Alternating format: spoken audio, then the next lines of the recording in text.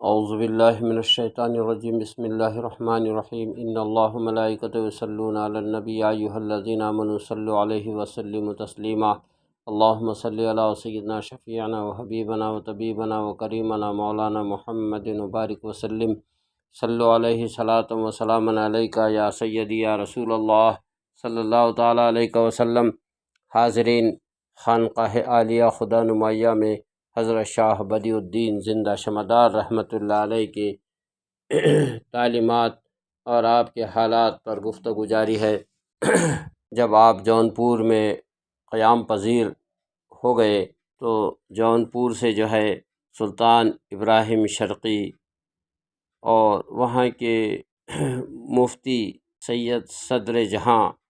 اور ملک العلماء اور عمائدین اور روسائے شہر، ان لوگوں نے حضرت کی بارگاہ میں خطوط بھیجے اور پیغام بھیجے کہ حضور، آپ نے وعدہ فرمایا تھا کہ میں دوبارہ جونپور آؤں گا، لہٰذا آپ جونپور تشریف لائیے۔ جب جونپور والوں کا اصرار بڑھ گیا تو آپ نے دوبارہ جونپور جانے کا ارادہ کیا اور ساتھ میں اپنے مریدین اور خلفاء اور خدمتگزاران آپ کے جانشین حضرت خواجہ محمد ارغون کو ساتھ میں لے کر کے آپ دوبارہ جونپور تشریف لائے۔ جب جونپور قریب آ گیا تو اطلاع ہوئی جونپور شہر میں کہ حضرت مدار العالمین تشریف لا چکے ہیں، تو شہر سے باہر سلطان ابراہیم شرقی اور مفتی سید صدر جہاں اور ملک العلماء اور دیگر عمائدین اور روسائے شہر اور عوام الناس بڑے زور و شور کے ساتھ استقبال اور خیر مقدم کرنے کے لیے شہر سے باہر آ کر کھڑے ہوئے اور انتہائی آپ کی آمد پر اعزاز و احترام اور شان و شوکت اور جوش و عقیدت اور محبت کے ساتھ شہر میں لائے۔ اس موقع پر جو خوشی و شادمانی اہل جونپور کے دلوں میں ہوئی تھی، اس سے پہلے کبھی ایسی خوشی اور خوشی کی لہر جونپور شہر میں کبھی نہیں دیکھی گئی تھی، اور اس خوشی کو اور اس پرجوش خوشی کو اور شادمانی کو جو اس وقت مدار العالمین کے آنے پر جونپور میں ہوئی، اس کو نہ زبان سے بیان کیا جا سکتا ہے، نہ نو کے قلم سے بیان کیا جا سکتا ہے۔ جو سیلاب زیارت کے لیے حضرت مدار العالمین کے امنڈ پڑا تھا، اس کا اندازہ نہیں ہوتا تھا کہ کتنے لاکھوں کی تعداد میں ہیں۔ اس دفعہ کے سفر میں لوگوں کے اندر رسوخ، عقیدت، خلوص، محبت ان کے قلب میں جوش مار رہی تھی۔ آپ نے جونپور میں چند سال قیام کیا اور ایک اس عالم کو اپنی قوت باطنی اور روحانیت سے فیض یاب اور سیراب فرمایا۔ آپ جس حجرے میں ٹھہرتے، اس کے ارد گرد 24 گھنٹے دنوں رات حاجت مندوں کا اور زیارت کرنے والوں کا میلہ لگا رہتا تھا۔ آپ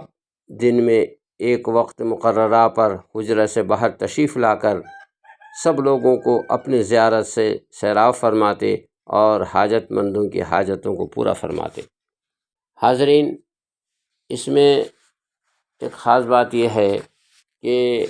ملک العلماء جو حضرت شاہ مدار العالمین کے خلیفہ خاص تھے، ان کے ایک شاگرد حضرت شیخ عیسیٰ جونپوری تھے۔ انہوں نے حضرت شاہ مدار کی بارگاہ میں دست بستہ کھڑے ہو کر عرض کیا کہ حضور، آپ کھانا کیوں نہیں کھاتے؟ اس پر حضرت شاہ بدیع الدین زندہ شمدار رحمۃ اللہ علیہ نے ارشاد فرمایا، اے عزیز من، غور سے سنو کہ قرآن پاک کی تلاوت اور قرآن پاک کے نقوش، اس کے حروف اور ان کے کلمات طیبات تلاوت کرنے والوں کو جسمانی قوت حاصل ہوتی ہے اور ان کے روح کو قوت ملتی ہے۔ جب بندہ الف لام میم پڑھتا ہے تو اس کی روح جو ہے سیراب ہو جاتی ہے۔ جب کاف ہا یا میم عین صاد پڑھتا ہے تو اس کی روح متجلی ہو جاتی ہے۔ جب قرآن مجید کی صورتوں کو پڑھتا ہے تو وہی جو ہے اس کے لیے غذا بن جاتی ہے، اور یہی کام ہم کرتے ہیں کہ تلاوت قرآن اور اللہ کا ذکر اور اس کا تصور اور اس کی تسبیح جو ہے، یہی ہماری بھوک اور پیاس کو مٹا دیتی ہے۔ دیکھو، فرشتے کھانے پینے سے محفوظ ہیں، بول و براز سے محفوظ ہیں، یعنی وہ اللہ کی تسبیح پڑھتے ہیں، اللہ کی تقدیس اور تمجید اور تمجید میں محو مستغرق رہتے ہیں، تو ان کو نہ کھانے کی حاجت ہے، نہ پینے کی حاجت ہے، نہ سونے کی حاجت ہے، نہ ان کو جو ہے پیشاب اور پاخانہ جیسی ایسی گندگیوں کی ضرورت ہے۔ تو جب بندہ جو ہے اللہ تبارک و تعالیٰ کے کلام کے اندر محو مستغرق ہو جاتا ہے، اس کے ذکر اور فکر، تسبیح و تحلیل کے اندر جو ہے اپنے آپ کو لگا دیتا ہے اور اس میں کھو جاتا ہے، اور تلاوت قرآن جھوم جھوم کر جب پڑھتا ہے تو اس میں جو ہے صفات ملکوتی پیدا ہو جاتے ہیں، اور وہ کھانے پینے سے جو ہے مبرہ، یعنی کھانے پینے سے بے نیاز ہو جاتا ہے۔ تم کو میں ایک بات بتاؤں کہ جب بندہ اس حالت میں ہوتا ہے، یعنی جب بھوک اور پیاس تلاوت قرآن سے اور تسبیح سے اور تحمید سے اور تمجید سے اور تحلیل سے جب مٹ جاتی ہے تو ہمیشہ وہ دیدار الہی میں ہوتا ہے۔ تو جب اس کو اللہ کا دیدار ہوتا ہے تو ہر حاجت سے وہ پاک ہو جاتا ہے۔ دیکھو، جب قحط کے 3 سال مصر میں پڑ گئے تھے، اس وقت میں لوگ بھوک اور پیاس سے تڑپ رہے تھے،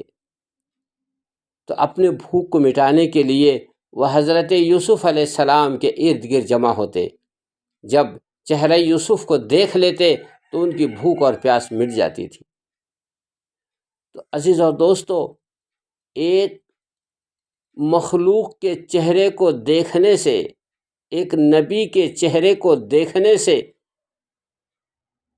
لوگوں کی قحط کے اندر جو ہے بھوک اور پیاس مٹ جاتی ہے، تو وہ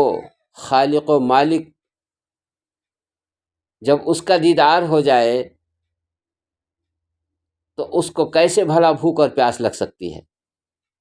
وہ بھی تو بھوک اور پیاس سے جو ہے مبرہ ہو جاتا ہے، اور بھوک اور پیاس اس کی ختم ہو جاتی ہے، اور وہ جو ہے اللہ کے استغراق میں ایسا محو مستغرق ہوتا ہے کہ نہ اس کو بھوک لگتی ہے، نہ پیاس لگتی ہے، نہ کسی کی طرف اس کی نظر جاتی ہے۔ وہ ما سوی اللہ، یعنی اللہ کے سوائے کسی کی طرف تاکنے کو بھی جو ہے گوارا نہیں کرتا۔ جب بندہ اللہ سے غافل ہوتا ہے تو اس کو بھوک بھی لگتی ہے، اسے پیاس بھی لگتی ہے، اس کو حاجتیں بھی ہوتی ہے، اور جب بندہ اللہ کے ذکر و فکر میں، تسبیح و تحلیل میں محو مستغرق ہو جاتا ہے تو بھوک اور پیاس جو ہے اس سے دور ہو جاتی ہے۔ ایک مرتبہ شیخ عیسیٰ نے آپ کو جو ہے ایک خوشبودار کیوڑے کا پھول پیش کیا، آپ نے قبول نہیں فرمایا۔ اور ارشاد فرمایا کہ یہ مشکوک اور متشبہ ہے، اس لیے شیخ نے قبول نہیں کیا۔ شیخ عیسیٰ نے زیادہ گفتگو کرنی چاہی، مگر اللہ کی قدرت دیکھو کہ اور حضرت شاہ بدیع الدین زندہ شاہ مدار کی کرامت کو دیکھو کہ وہ پھول جو ہے بزبان فصیح بات چیت کرنے لگا اور کہا کہ میں مشتبہ و مشکوک ہوں، اس لیے جو ہے حضرت نے جو ہے مجھے قبول نہیں کیا۔ حاضرین، اس پر شیخ عیسیٰ کو بھرے مجمع میں بہت شرمندہ ہونا پڑا۔ اس کے بعد جو ہے حضرت نے جونپور سے روانگی کا ارادہ فرمایا تو لوگ زار قطار رونے لگے اور عرض کرنے لگے کہ حضور آپ یہیں پر قیام فرمائیں، لیکن حضرت نے ارشاد فرمایا کہ میں اپنے رب کے حکم پر عمل کرتا ہوں، میرا ہر کام جو ہے معمور من اللہ ہوتا ہے اور میں ہمیشہ رب کی رضا اور اس کے حکم کے لیے کام کرتا ہوں۔ انشاءاللہ اس پر اگلی گفتگو کل کریں گے۔ وآخر الدعوانا ان الحمدللہ رب العالمین، استغفر اللہ ربی من کل ذنب واتوب الیہ، لا الہ الا اللہ وحدہ لا شریک لہ، لہ الملک لہ الحمد یحیی ویمیت بیدک الخیر وہو علی کل شیء قدیر۔